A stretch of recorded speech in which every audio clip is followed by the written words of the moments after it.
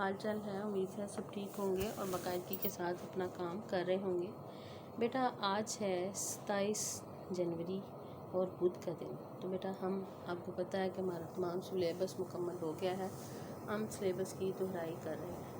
اور بیٹا اس سلیبس میں اب ہمارے پاس ایک یہ بھی حصہ ہوتا ہے جس میں ہم سمپل کہانی لکھتے ہیں، خاکے کی مدد سے کہانی لکھتے ہیں، پھر تصویری کہانی لکھتے ہیں۔ ٹھیک ہے، اب ہم اس میں ایک تصویری کہانی لکھیں گے۔ کل ہم نے جو لیکچر لیا تھا اس میں ہم نے ایک شیر کو جال میں بند دیکھا تھا، جس کو ایک چوہا جو ہے اس کے ساتھ ہمدردی کرتا ہے اور اس کے جال کو کتر کر اس کو آزادی دلاتا ہے۔ آج ہم یہ تصویری کہانی اس طرح لکھیں گے کہ آپ کو ایک تصویر دے دی گئی ہے، آپ کو اس کے ساتھ اس کے کچھ مشکل الفاظ دے دیے جائیں گے جن کے ذریعے آپ نے کہانی مکمل کرنی ہے۔ ٹھیک ہے، آپ جب اس کہانی کو مکمل کریں گے اس سے پہلے ہم کچھ باتیں ذہن نشین کر لیتے ہیں، ان کو دہرا لیتے ہیں کہ اصل مقصد کیا ہوتا ہے کہانی کا، ہم کہانی کو کس طرح اچھا لکھ سکتے ہیں۔ وہی باتیں جو ہم پہلے کرتے ہیں مزید ان کو ایک دفعہ دہرا لیتے ہیں تاکہ ہماری دہرائی بھی ہو جائے اور ہمیں کہانی لکھنے میں بھی آسانی پیدا ہو۔ اور سب سے مین اور خاص چیز کہ کہانی جو ہے ہماری ہمیشہ ماضی میں ہوتی ہے، اس کا تعلق ماضی سے ہوتا ہے اور اس کو ہم ہمیشہ ماضی میں ہی لکھتے ہیں۔ کسی بھی کہانی کو لکھتے وقت اس کے واقعات کی ترتیب آپ نے ضرور رکھنی ہے کہ ان ترتیب کو آپ نے آگے پیچھے نہیں کرنا، یعنی پہلی بات کو بعد میں نہیں لکھنا، بعد کی بات کو پہلے نہیں لکھنا۔ کہانی کے اوپر عنوان آپ نے تحریر کرنا ہے، اور اگر کسی اخلاقی کہانی کا آپ کو نتیجہ برآمد ہو رہا ہے تو آخر میں اس کا نتیجہ بھی آپ نے ضرور لکھنا ہے۔ ٹھیک ہے، اور جب کہانی خاکے میں آتی ہے تو اس کے مطابق آپ کو کہانی مکمل کرنی ہوتی ہے۔ ٹھیک ہے، واقعات کی ترتیب اس طرح سے قائم رکھنی چاہیے کہ اس میں ربط ہو اور کہانی کا تسلسل برقرار رہے۔ ٹھیک ہے، یہ کچھ چیزیں تھیں۔ اب یہاں پر بیٹا کچھ آپ کے پاس مشکل الفاظ ہیں جن کے ذریعے آپ نے کہانی مکمل کرنی ہے۔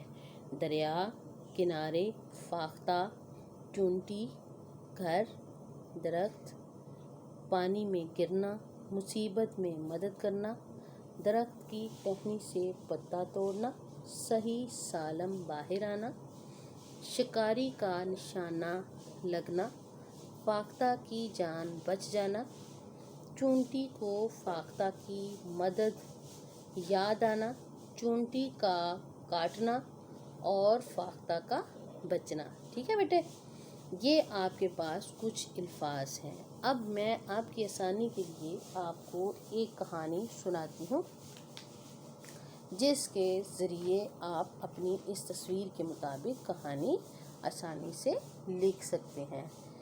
کہ بیٹا ایک دفعہ کا ذکر ہوتا ہے کہ دریا کے کنارے درخت پر ایک فاختہ رہتی ہے۔ اسی درخت کی جڑ میں ایک چونٹی کا گھر تھا۔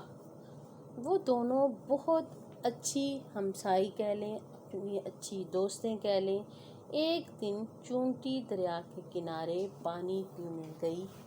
جو ہی وہ پانی پینے گئی تو پانی کی لہر جیسے آئی تو اس کو بہا کر لے گئی۔ چونٹی نے نکلنے کی بہت کوشش کی لیکن وہ باہر نہ نکل سکی، اس کی محنت بیکار ہو گئی۔ ٹھیک ہے، جب وہ تھک ہار کر پریشان ہو کر بیٹھ گئی، فاختہ جو کہ اپنے گھونسلے سے یہ سارا منظر دیکھ رہی تھی فوراً بھاگی ہوئی آئی۔ اس نے درخت سے ایک پتا توڑا اور چونٹی کے پاس لا کر پھینک دیا۔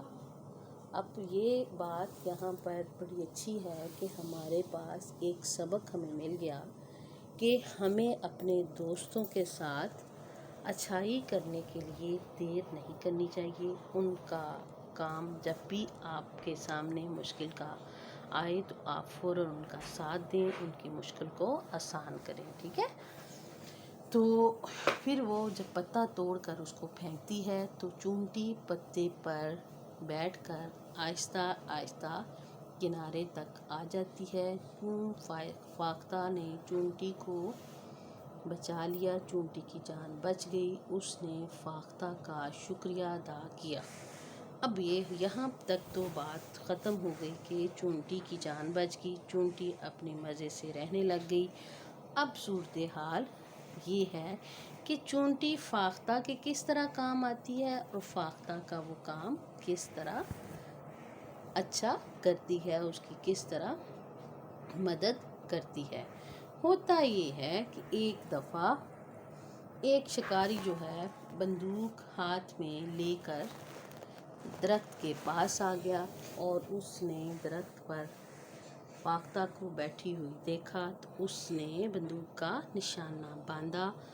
اتفاق سے چونٹی نے شکاری کو دیکھ لیا۔ اب یہ تو ایک کہانی ہے، روٹین میں بھی ایسا اکثر ہو جاتا ہے کہ جب ہم کسی کی اچھی نیت سے، تہ دل سے، خلوص دل سے کام کرتے ہیں تو ہمارے لیے کوئی نہ کوئی ایسا کام، کوئی نہ کوئی ایسا راستہ ضرور نکل آتا ہے کہ ہمیں اس کا بدلہ چکانے کا موقع ملتا ہے۔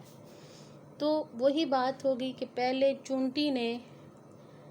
چونٹی جیسے ہی پانی میں گری تو فاختہ نے اسے دیکھا اور اس کی مدد کر دی، اور جب چونٹی نے سوچنے کی بات، دیکھنے کی بات یہ ہے کہ دونوں ایک دوسرے کی مدد کا بدلہ اتارنے کے لیے تشویش میں ہی تھی، تو ایسا ہی کچھ ان کے ساتھ ہوا کہ اس نے فاختہ کو درخت پر بیٹھے دیکھا تو جیسے ہی شکاری نے اپنی گن نکالی، اپنی بندوق نکالی، تو اس سے یہ ہوا کہ وہ اس کو نشانہ جیسے ہی لگانے لگا تو چونٹی نے فوراً آ کر شکاری کو کاٹ لیا۔ دل ہی دل میں وہ یہ کہنے لگی کہ احسان کا بدلہ چکانا چاہیے کہ یہ میرے کام آئی تھی اور آج میں اس کے کام آ رہی ہوں۔